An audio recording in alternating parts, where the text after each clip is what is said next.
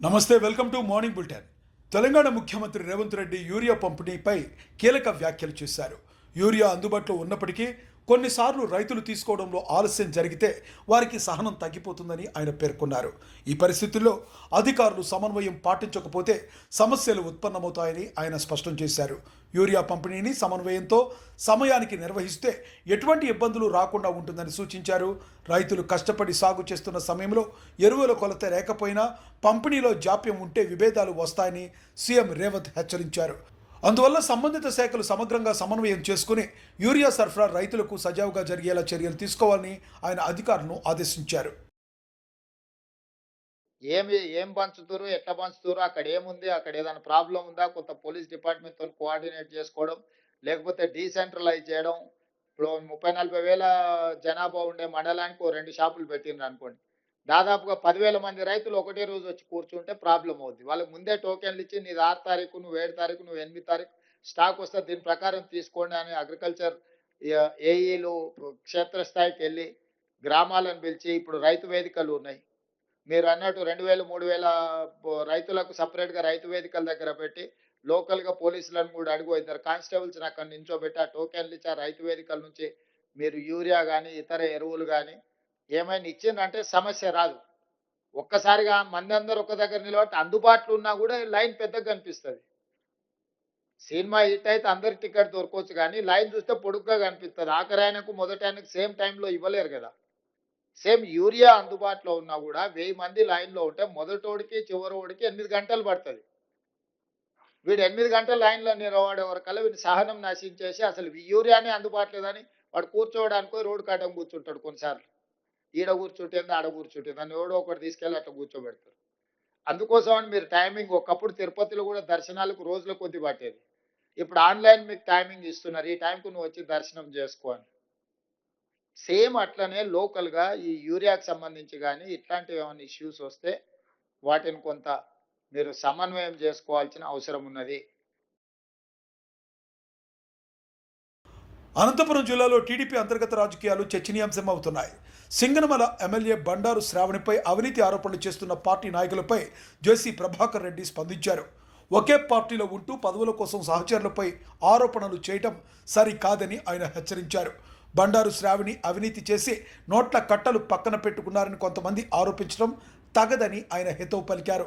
శ్రావణి పట్ల టీడీపీ నాయకులు చేస్తున్న విమర్శలు అనవసరమని, ఇటువంటి వ్యాఖ్యలు పార్టీ శ్రేయస్సుకు విరుద్ధమని జేసీ ప్రభాకర్ రెడ్డి స్పష్టం చేశారు.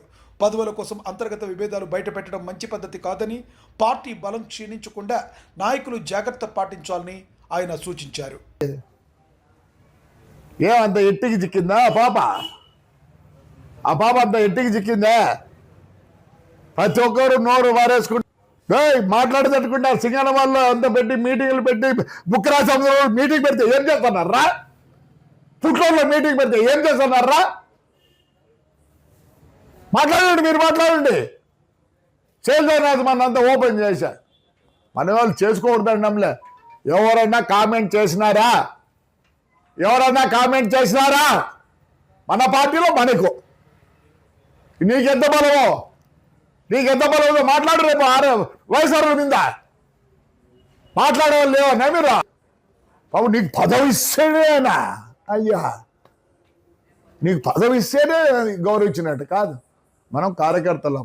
చిత్తూరు జిల్లా కాణిపాకం శ్రీ వరసిద్ధి వినాయక స్వామి వారి వార్షిక బ్రహ్మోత్సవాల్లో భాగంగా ప్రత్యేక ఘట్టం జరిగింది. తిరుమల తిరుపతి దేవస్థానం తరపున టీటీడీ చైర్మన్ బిఆర్ నాయుడు స్వయంగా విచ్చేసి స్వామివారికి పట్టు వస్త్రాలు సమర్పించారు. తిరుకళ్యాణం సందర్భంగా మేళ తాళాల నడుమ ఆలయానికి చేరుకున్న బిఆర్ నాయుడు కుటుంబ సమేతంగా వినాయకుడికి పట్టు వస్త్రాలను సమర్పించి ప్రత్యేక దర్శనం చేసుకున్నారు. ఈ సందర్భంగా కాణిపాక దేవస్థానం ఈవో పెంచెల కిషోర్, అర్చకులు, వేద పండితులు బిఆర్ నాయుడుకు ఘన స్వాగతం పలికారు. అనంతరం తీర్థ ప్రసాదాలు, శేష వస్త్రం, చిత్రపటం అందజేశారు. ప్రతి సంవత్సరం తిరుమల తిరుపతి దేవస్థానం తరపున కాణిపాకం బ్రహ్మోత్సవాలకు పట్టు వస్త్రాలు సమర్పించడం ఆనవాయితీగా కొనసాగుతుందని అధికారులు తెలిపారు. ఈ కార్యక్రమంలో దేవస్థానం సిబ్బంది, వేద పండితులు, అనేక మంది భక్తులు పాల్గొన్నారు.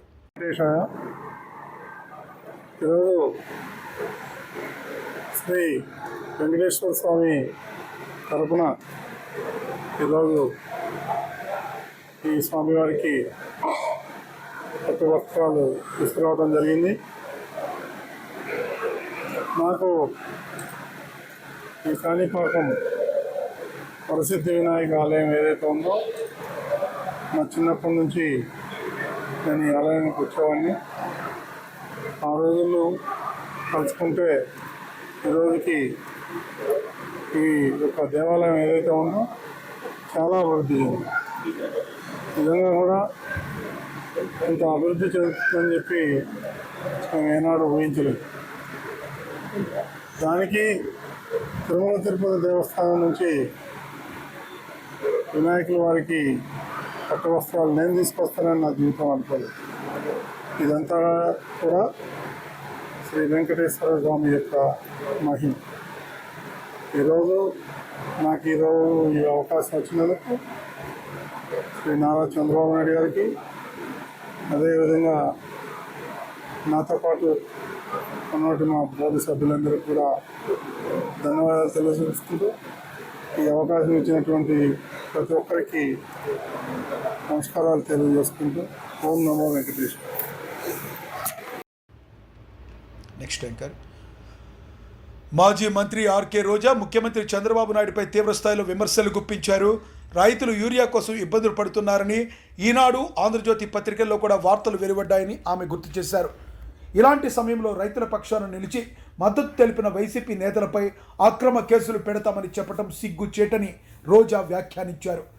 పత్రికల్లో వచ్చిన వార్తలను కూడా తిరస్కరిస్తారా అని చంద్రబాబును ప్రశ్నించారు. రైతుల సమస్యలపై స్పందించాల్సింది బదులు వారిని ప్రోత్సహించే పార్టీలపైనే కేసులు పెడతామనడం అన్యాయమని ఆమె మండిపడ్డారు. రాష్ట్రంలో రైతులు ఎదుర్కొంటున్న ఇబ్బందులను పరిష్కరించేందుకు తక్షణ చర్యలు తీసుకోవాల్సిన అవసరం ఉందని రోజా తెలిపారు. రైతులు ఏ విధంగా యూరియా కోసం ఇబ్బందులు పడుతున్నారో ఫోటోతో సహా వేశారు. అలాగే మీరు చూస్తే ఆంధ్రజ్యోతిలో యూరియా వెతలు, సో వాళ్ళు కూడా ఫోటోతో, రైతులు చూడండి ఎలా ఉన్నారు. అలాగే యూరియా ఇవ్వండి అయ్యా అని ఏ ప్రాంతంలో రైతులు నిరసనలు చేస్తున్నారు, ఏ ప్రాంతంలో రైతులు క్యూలో ఎండల్లో అవస్థలు పడుతున్నారు క్లియర్గా వేస్తే, మరి ఈరోజు సాక్షిని మాత్రం ఎలా తిడతారు, వైఎస్ఆర్సీపీని ఎలా తిడతారు? మరి ఈనాడుని, ఆంధ్రజ్యోతిని తిట్టరా? అవి ఫేక్ కాదా? సో చంద్రబాబు నాయుడు తెలుసుకోవాల్సింది, ఈరోజు నువ్వు ముఖ్యమంత్రిగా ఉన్నప్పుడు ఈ రాష్ట్రంలో రైతులు అష్ట కష్టాలు పడుతున్నారు. ఈరోజు ఆత్మహత్యలు చేసుకుంటున్నారు.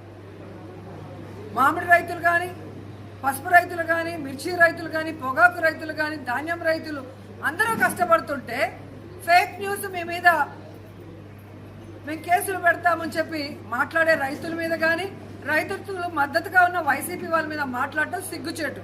ఎందుకంటే ఈరోజు చంద్రబాబు నాయుడు గెలిచిన కుప్పంలో కూడా రైతులు తమకి యూరియా ఎరువులు అందటం లేదని నిరసన తెలియజేస్తున్నారంటే, చిత్తూరు జిల్లాలో రైతులందరూ కూడా వాళ్ళ సహకార కేంద్రాల దగ్గర ఫైట్ చేస్తున్నారంటే సిగ్గుపడాలి, చంద్రబాబు నాయుడుకి సిగ్గుపడాలి. అలాగే శ్రీకాకుళం జిల్లా, అచ్చెన్నాయుడు గారి సొంత జిల్లా, అక్కడ రైతులు కొట్టుకుంటున్నారు. ఈరోజు యూరియా దొరకలేదు, ఎరువులు దొరకలేదు అంటే అచ్చెన్నాయుడు సిగ్గుపడాలి. అలాగే పిఠాపురం, పవన్ కళ్యాణ్ సొంత నియోజకవర్గంలో రైతులు ఈరోజు నిరసన తెలియజేస్తున్నారు, వాళ్ళకి యూరియా ఎరువులు దొరకలేదంటే డిప్యూటీ సీఎంగా ఆయన సిగ్గుపడాలి. వీళ్ళందరూ టోటల్ ఫెయిల్యూర్ అయ్యి రైతుల జీవితాలను నాశనం చేసి ఈరోజు మళ్ళీ అన్ని సక్రమంగా దొరుకుతున్నా వీళ్ళు కావాలనే మాట్లాడుతున్నారు, ఇది ఫేక్ ప్రచారం అని చెప్తున్నారే. ఈ మాట రైతులు ఎక్కడైతే నిరసన తెలియజేస్తున్నారో ఆ సహకార కేంద్రాల దగ్గరకు వచ్చి అచ్చెన్నాయుడు కానీ, పవన్ కళ్యాణ్ కానీ, చంద్రబాబు నాయుడు చెప్పగలరా? కడప నియోజకవర్గంలో సీఎం రిలీఫ్ ఫండ్ సహాయంపై ఎమ్మెల్యే రెడ్డప్ప గారి మాధవరెడ్డి కీలక వ్యాఖ్యలు చేశారు. వైసీపీ ప్రభుత్వంలో సీఎంఆర్ఎఫ్ కింద ప్రజలకు సరైన ఆర్థిక సహాయం అందలేదని ఆయన విమర్శించారు. ఒకవేళ మంజూరు చేసినా వచ్చిన మొత్తంలో వాటాలు అడిగే పరిస్థితి నెలకొందని ఉండేదని తెలిపారు. అయితే కూటమి అధికారంలోకి వచ్చిన తర్వాత పరిస్థితి పూర్తిగా మారిందన్నారు. ఇప్పటి వరకు 3 కోట్ల రూపాయల మేర సీఎంఆర్ఎఫ్ నిధులను కడప నియోజకవర్గ ప్రజలకు అందించామని, తాజాగా 78 మందికి సుమారుగా 84 లక్షల రూపాయల చెక్కును పంపిణీ చేశామని వివరించారు. పేదల కోసం సీఎం రిలీఫ్ ఫండ్ ను విస్తృతంగా వినియోగిస్తున్నామని, కూటమి ప్రభుత్వం అండగా ఉంటుందని ఎమ్మెల్యే మాధవిరెడ్డి స్పష్టం చేశారు. ఇక్కడ గెలిచిన వ్యక్తి పాత ఎమ్మెల్యే ఇంటికి వెళ్తే నేను సీఎం రిలీఫ్ ఫండ్ సంతకం పెడితే నీకు అర్థం నాకు అర్థం డీల్స్ చేస్తున్న పరిస్థితిలో గత ప్రభుత్వం వైఎస్ఆర్సీపీ ప్రభుత్వం నడిచిందని సందర్భంగా మీకు అందరికీ ఒకసారి గుర్తు చేస్తా ఉన్నారు. ఇప్పుడు ఇక్కడ తెలుగుదేశం పార్టీకి అభ్యర్థి గెలిచిన రోజు నుంచే ఇప్పటి వరకు దాదాపు 3 కోట్ల పైచిలకు సీఎం రిలీఫ్ ఫండ్ ఈ కడపలో పంపిణీ చేయడం జరిగింది. టీడీపీ అధినేత చంద్రబాబుపై ఈసారి ఎవరో కాదు, ప్రజాశాంతి పార్టీ అధ్యక్షుడు కేఏ పాల్ వివాదాస్పద వ్యాఖ్యలు చేశారు. చంద్రబాబు 125 సంవత్సరాలు బతుకుతానని చెబుతున్నారని, అయితే తాను తలుచుకుంటే 125 రోజుల్లోనే ఆయన పైకు పంపగలనని సంచలనమైన వ్యాఖ్యలు చేశారు కేఏ పాల్. ఈ ప్రకటన రాజకీయ వర్గాల్లో చర్చనీయాంశంగా మారింది. పాల్ వ్యాఖ్యలతో టీడీపీ శ్రేణులు తీవ్ర ఆగ్రహం వ్యక్తం చేస్తున్నాయి. ఇటీవల వ్యాఖ్యలు రాజకీయ మర్యాదలకు విరుద్ధమని విమర్శలు వెల్లువెత్తుతున్నాయి.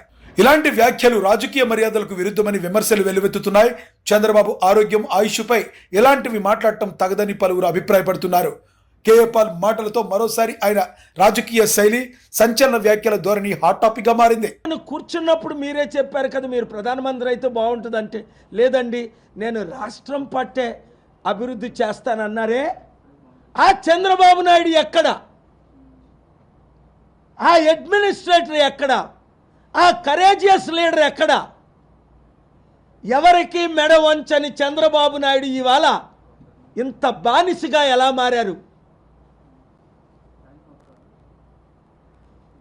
బుద్ధుండో బుద్ధి లేకో ఈ బ్లూ బుక్ వాడు మిమ్మల్ని 52 రోజులు జైల్లో పెట్టాడు.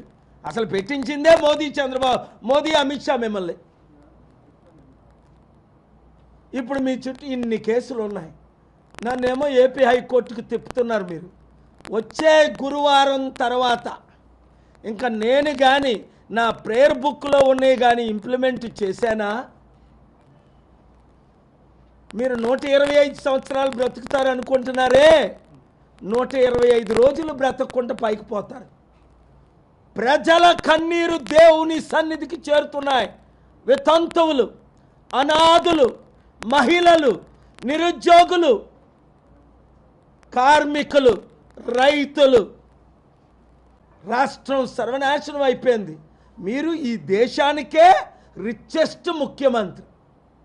బీసీ విద్యార్థుల హక్కుల విషయంలో కేంద్ర రాష్ట్ర ప్రభుత్వాలు అన్యాయం చేస్తున్నాయని ఎమ్మెల్సీ తీవ్ర ఆవేదన వ్యక్తం చేశారు. రోజులు మారిన బీసీల రాతలు మాత్రం మారడం లేదని వ్యాఖ్యానించారు. కేంద్రంలో కాంగ్రెస్ ప్రభుత్వం ఉన్నా, బీజేపీ ప్రభుత్వం ఉన్నా బీసీ విద్యార్థులు నష్టపోతూనే ఉన్నారన్నారు. ప్రతిష్టాత్మక న్యాయ విశ్వవిద్యాలయం నల్సార్లో కూడా బీసీలకు రిజర్వేషన్లు అమలు కాకపోవడం దురదృష్టకరమని పేర్కొన్నారు. కేంద్ర రాష్ట్ర ప్రభుత్వాల నిధులతో నడుస్తున్న నల్సార్లో రిజర్వేషన్ విధానం పట్టించుకోవడం లేదని విమర్శించారు. న్యాయ విశ్వవిద్యాలయాల్లోనే బీసీలకు అన్యాయం జరగడం సిగ్గుచేటని ఆయన వ్యాఖ్యానించారు. నల్సార్లో రిజర్వేషన్లు అమలు చేయకపోవడం బీసీ విద్యార్థుల భవిష్యత్తుపై తీవ్ర ప్రభావం చూపుతుందని ఎమ్మెల్సీ ఆగ్రహం వ్యక్తం చేశారు. 10-113-2019 CP/AT ఇది 20 జనవరి 20 నాడు పాస్ చేసిన ఆర్డర్. ఇది స్పష్టంగా దీంట్లో ఆర్డర్లో ఏమిస్తారు అంటే, and we are one of the petitioners. ఈ కేసులో మేము వన్ ఆఫ్ ద పిటిషనర్స్. ఆ రోజు బీసీ విద్యార్థుల పక్షాన మేమందరం పోయి కొట్లాడినాం. అయితే ఆ రోజు ఆర్డర్లో స్పష్టంగా డాక్టర్ బన్వన్లాల్ సహాని అని చెప్పని ఎన్సీబీసీ చైర్మన్ ఇచ్చినటువంటి ఆర్డర్ ఏంటంటే, the commission recommends that all national law universities to strictly implement the UGC guide lines, central educational institutions reservation rules, state government rules and orders by following the admission of OBC candidates of 27% in all India seats. అంటే నాల్సర్లో national లా స్కూల్స్లో all India quota seats ఉంటాయి, state quota ఉంటుంది. So all India quota సీట్లలో మీరు reservations పాటించాలా, state కోటాలో కూడా పాటించాలని చెప్పని in all India seats and relevant percentage recommended by state governments in the local domicile seats for the admission of academic year అని చెప్పని starting 2020 onwards and submit a compliance report at the earliest to this commission అని చెప్పని ఒక clear cut order. ఇది నిరంతరమైనటువంటి ఒక పోరాటం, ఇక్కడ కొట్లాడి అక్కడ కొట్లాడి మొత్తానికి ఆర్గ్యుమెంట్ చెప్పిన తర్వాత finally NCBC has yielded to our pressure and then gave this order. దురదృష్టం ఏంటి అంటే, చట్టాలు ఉంటాయి, కమిషన్లు రాజ్యాంగ నిబద్ధత కలిగినటువంటి కమిషన్లు ఆర్డర్లు ఇస్తాయి, బీసీల ఓట్లు రావాలా, కానీ బీసీలకు మాత్రం ఇవాళ రిజర్వేషన్లు మాత్రం పూర్తి స్థాయిలో అమలు కావట్లేదు. అది కూడా కంచే చేను వేసినట్లుగా లా స్కూల్స్లో అమలు కావట్లేదు. సిగ్గు.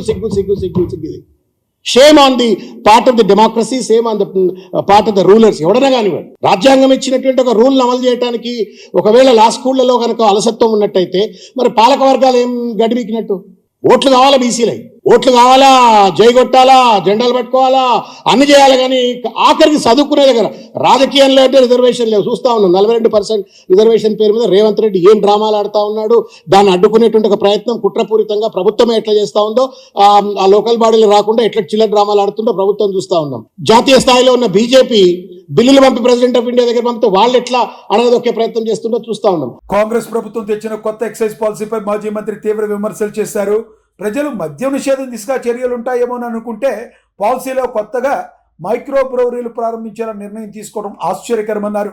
100 గజాల స్థలం ఉంటే ఎక్కడైనా మైక్రో బ్రూవరీలు ఏర్పాటు చేసుకోవచ్చిన నిబంధన పెట్టడం యువతను మద్యం మత్తులోకి దించే ప్రయత్నమని ఆరోపించారు. ఊరికొక మద్యం కంపెనీ పెట్టి అందరితో బీరు తాగించే పరిస్థితి తలెత్తుతుందని హెచ్చరించారు.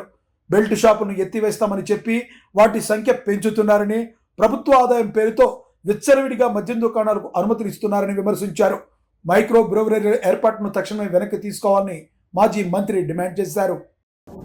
గత 4 రోజులుగా ఎక్సైజ్ పాలసీ కొత్తగా వస్తుంది పాలసీ అంటే మేము ఏదో అనుకున్నాం. ఎందుకంటే ఇదే నాయకులు గతంలో మద్య నిషేధం చేయండి, బంద్ చేయండి అని చెప్పి కూడా మాట్లాడిన సందర్భం ఇదే అసెంబ్లీలో. డిప్యూటీ సీఎం గారు కావచ్చు, శ్రీధర్ బాబు గారు కావచ్చు, చాలామంది ఆనాడు నేను ఎక్సైజ్ మినిస్టర్ ఉన్నప్పుడు అడిగింది. మరి ఇంకా ఏం పాలసీ అనుకున్నాం. కానీ ఈరోజు పేపర్లో చూస్తే మైక్రో బ్రూవరీస్కు గ్రీన్ సిగ్నల్. ఇది అంటే ఎంత ఘోరంగా ఉందంటే రెస్టారెంట్లలో, హోటళ్లలో, టిఫిన్ సెంటర్లు, పర్యాటక ప్రాంతాల్లో ఎక్కడ అంటే అక్కడ దొరుకుతుందని చెప్పి రాసినమాట. అంటే రాష్ట్రాన్ని అసలు ఏం చేయదలుచుకున్నారు? రాష్ట్రంలో ఉన్నటువంటి యువతను అసలు ఏం చేయదలుచుకున్నారు? ఇంత ఈజీగా రోడ్ల మీద అందుబాటులో బీర్ల కంపెనీలు పెట్టి అక్కడనే బీర్ తయారు చేసి అందుబాటులో బీర్లు ఎవరు తాగుతారు? జనరల్గా యూత్ తాగుతారు. బీర్ అనగానే యువత.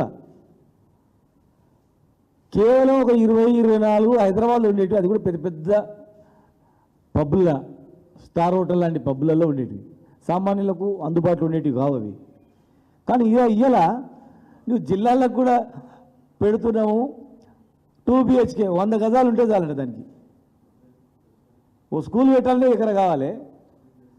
1000 చదరపు అడుగులు ఉంటే దాదాపు 2 BHK అంతే. ఒక 100 గజాలలో నువ్వు జిల్లాలో బీరు కంపెనీలు పెడితే ఛాయ్ హోటళ్ళ కన్నా అధ్వానంగా ఉంటుంది. ఛాయల మన రోడ్ల మీద చిన్న చిన్న డబ్బాల ఛాయలు ఉంటుంది, గత్తే ఉంటుంది అన్నమాట. ఛాయ్ ఛాయ్ ఛాయ్ అని చెప్పి అరుస్తుంటారు ఎక్కడన్నా. ఆ రకంగా బీరు అని చెప్పి అలా పరిస్థితి వస్తుంది. ఒక గ్లాస్ దాతే 2 గ్లాసులు ఫ్రీ, లేకపోతే 2 గ్లాసులు దాతే ఇంకో గ్లాస్ ఫ్రీ, అది కూడా వస్తుంది అన్నమాట. అంటే లేనిపోని యూత్ కానీ పిల్లలకు, మహిళలకు అందరికీ అందుబాటులో పెట్టి అలవాటు చేయించేటట్లు, దీన్ని ప్రోత్సహించేటట్లు పూర్తిగా ఎక్కడ లేదు. ఇది ఇంత దిగజారి ఎవడు అప్లికేషన్ పెడితే వాడు పెట్టుకోవచ్చు, 100 గజాలనే మేము ఇచ్చేస్తామనేది ఏ రాష్ట్రం? మాజీ ఎమ్మెల్యే కైలే అనిల్ కుమార్ ముఖ్యమంత్రి చంద్రబాబు నాయుడుపై మండిపడ్డారు. ప్రజా సమస్యల గురించి ప్రశ్నిస్తే తొక్కేస్తామని చంద్రబాబు చెప్తున్నారని ఆయన వ్యాఖ్యానించారు. గతంలో రైతులు విద్యుత్ బిల్లుపై ప్రశ్నించినప్పుడు కాల్పులు జరిపిన చరిత్ర కూడా చంద్రబాబుదేనని గుర్తు చేశారు. రైతుల సమస్యల పట్ల ఆయన ఎప్పుడూ కూడా నిర్లక్ష్య ధోరణి ప్రదర్శిస్తారని అన్నారు. వైఎస్ జగన్ ముఖ్యమంత్రిగా ఉన్న సమయంలో యూరియా దొరకలేదని ఒక్క రైతు కూడా రోడ్డెక్కలేదని, రైతుల అవసరాలు తీర్చేలా సమయానికి చర్యలు తీసుకున్నారని కైలే అనిల్ కుమార్ చెప్పుకొచ్చారు. ప్రజా సమస్యలను లెక్క చేయకుండా వాటిపై ప్రశ్నించిన వారిని అణిచివేయడం ప్రజాస్వామ్యానికి విరుద్ధమన్నారు. రైతుల కష్టాలు పట్టించుకునే నేతలకే ప్రజలు తోడుంటారని స్పష్టం చేశారు. కానీ ముఖ్యమంత్రి గారికి ఏమి కొత్త ఏం కాదు. ఎప్పుడైనా కానీ ఏ ఉద్యమం చేసినా, ఏ ప్రజలు ఏదన్నా వాళ్ళ ప్రాథమిక హక్కుల గురించి అడిగినా ఆయనకి కోపం వచ్చేస్తుంది. చరిత్రలో ఒకసారి తీసుకుంటే ఆ రోజు విద్యుత్ మీద ఉద్యమం చేస్తా ఉంటే కాల్పులు జరిపించి ఆ రోజున ప్రజలు ఎంతమంది చనిపోయారో మనందరికీ తెలుసు. అటువంటి చరిత్ర కలిగినటువంటి ముఖ్యమంత్రి గారు నేను 40 years ఇండస్ట్రీ అంటారు. ప్రజల్ని ఈయనకి ప్రేమ ఎప్పుడు వస్తుంది అంటే ప్రజల పట్ల ఆయనకి ప్రేమ వచ్చేది ఎన్నికల ముందు ప్రేమ వస్తుంది. ఎన్నికల ముందు ప్రేమ వచ్చినప్పుడు అన్ని వర్గాల ప్రజల్ని నేను చూసుకుంటాను అని చెప్పి రకరకాలుగా మాట్లాడతారు, రకరకాల వాగ్దానాలు చేస్తారు. ఏది గుర్తొస్తే ఆ వాగ్దానం చేస్తారు. కానీ మళ్ళా ముఖ్యమంత్రి అయిపోయిన తర్వాత ఆయన అపరిచితులాగా మారిపోతారు. ఆ పరిస్థితి ఈ రాష్ట్రానికి. ఎందుకంటే ప్రజలు ఎప్పుడు కూడా ఏదో మన పాలకులు ఏదో చేస్తారని చెప్పి ఆశపడి ఓట్లేస్తే ఆయన ఎన్నికలు అయిపోయిన తర్వాత ఆయన విశ్వరూపం చూపిస్తారు. ఆయనకు తోడు ఇంకా వాళ్ళ అబ్బాయి పవన్ కళ్యాణ్ గారు అందరూ కూడా చేస్తా ఉన్నారు. ఇదంతా కూడా ఈ రాష్ట్రానికి దురదృష్టకరం అని చెప్పి కూడా ఈ సందర్భంగా తెలియజేస్తా ఉన్నారు. నిన్న రాష్ట్ర ప్రజలందరూ కూడా భయపడిపోయారు. ఈ యూరియా మొత్తం కూడా తీసుకొచ్చాం, స్టాక్ పెట్టామంటున్నారు. నేను అడుగుతా ఉన్నా, జగన్మోహన్ రెడ్డి గారు ఈ రాష్ట్రానికి ముఖ్యమంత్రిగా ఉండగా 5 సంవత్సరాలు ఎవ్వరు కూడా యూరియా లేదని చెప్పి రోడ్డు ఎక్కిన రైతు లేడని చెప్పి ఈ సందర్భంగా మనం చేస్తా ఉన్నాం. అదేవిధంగా ఇప్పుడు ఎందుకు వచ్చింది యూరియా సమస్య? నిజంగా కూడా మీకు ఏదైనా సప్లై లేకపోతే, ఏదైనా సప్లై చేయకపోతే యూరియా లేదని చెప్పి ఒప్పుకుని ప్రయత్నం చేసి మీకు కూడా స్నేహంగా ఉన్నటువంటి మాజీ ఎంపీ తలారి రంగయ్య ఉప ముఖ్యమంత్రి పవన్ కళ్యాణ్ పై తీవ్ర విమర్శలు గుప్పించారు. సుగాలి ప్రీతి కుటుంబానికి వైఎస్ జగన్ సహాయం అందించగా అది తన వల్ల జరిగిందని పవన్ కళ్యాణ్ చెప్పుకోవడం ఆశ్చర్యకరమని అన్నారు. అధికారంలో ఉన్నప్పటికీ ప్రజలకు ఉపయోగం చేకూర్చలేకపోతే ఆ అధికారం ఎందుకని ప్రశ్నించారు.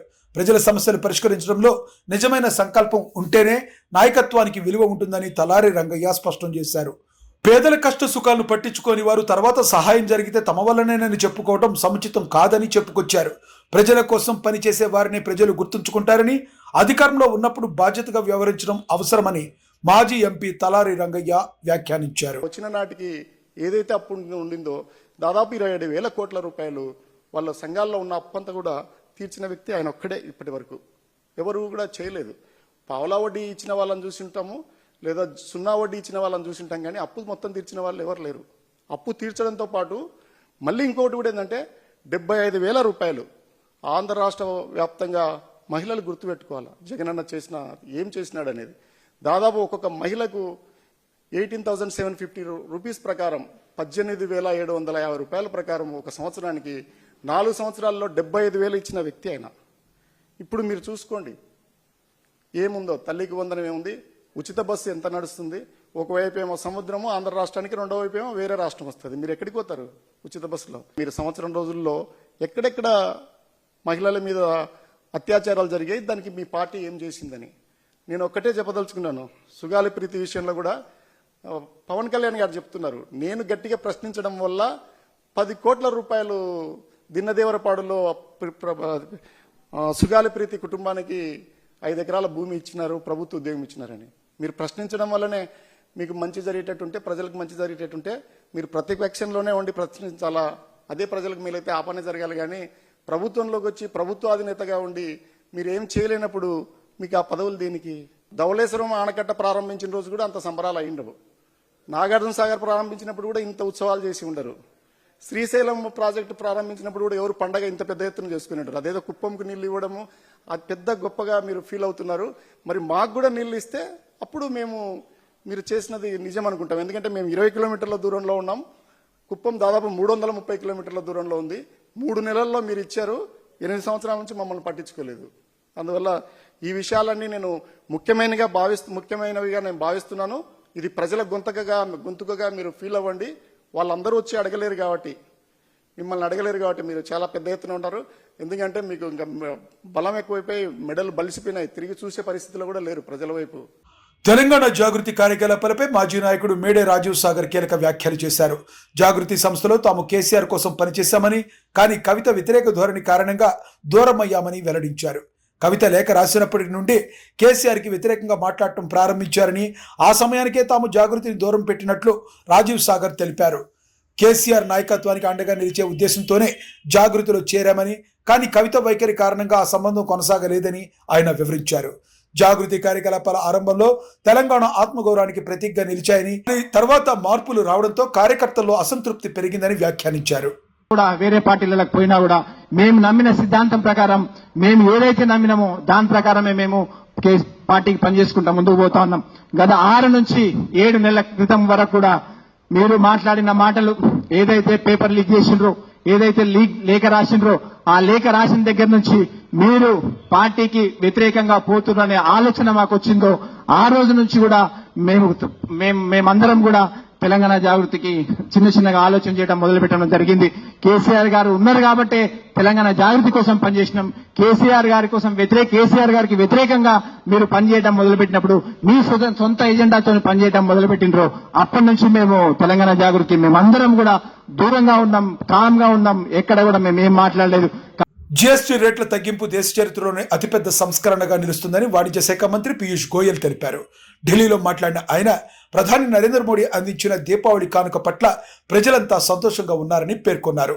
పన్నులు తగ్గించడం ద్వారా లాభించే ప్రయోజనాలను పూర్తిగా వినియోగదారులకు అందించాలని పారిశ్రామిక వర్గాలను కోరారు. జీఎస్టీ సంస్కరణలు దేశీయ డిమాండ్ను భారీగా పెంచుతాయని, దీనివల్ల ఉత్పత్తి విస్తృతమవుతుందని తెలిపారు. దీంతో పాటుగా ఉపాధి, ఉద్యోగ అవకాశాలు కూడా గణనీయంగా పెరుగుతాయన్నారు. వృద్ధి రేటు మరింత వేగంగా పెరగడానికి జీఎస్టీ సంస్కరణలు తోడ్పడతాయని స్పష్టం చేశారు. భారత్లో తయారీ రంగాన్ని ప్రోత్సహించే దిశగా పరిశ్రమలు మరింత ముందుకు రావాలని పీయూష్ గోయల్ విజ్ఞప్తి చేశారు.